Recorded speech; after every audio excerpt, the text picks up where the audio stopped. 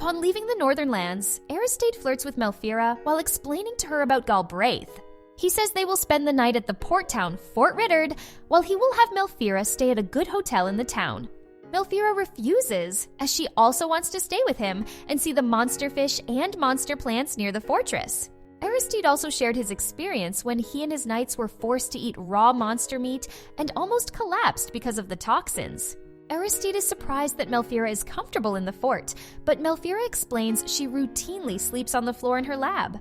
She finds Knights Mullen and Zeth making porridge without adding anything else, so she insists on adding royal moodle meat and vegetables. Aristide sulks that they got to try it before he did, but Melphiera tricks him into eating by feeding him in the same way their nanny used to. Aristide gets his revenge by hand-feeding her an entire meal.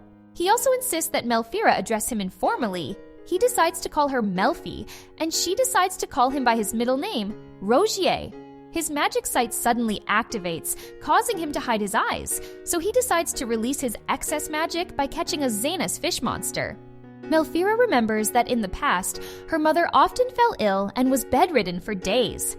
She explained to her that, unlike monsters, when humans gather excess magic toxins, their fragile bodies break, which also resulted in her death. So if the same thing keeps happening to Aristide, he might die too. She also remains angry that ignorant people spread rumors that her mother died from eating monster meat.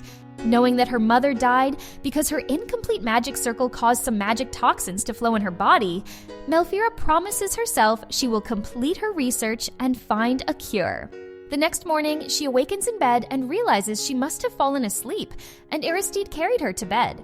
Despite his claims, she remains worried about his health and also feels guilty when he reveals he dived into a cold river to catch a Zanus fish for her.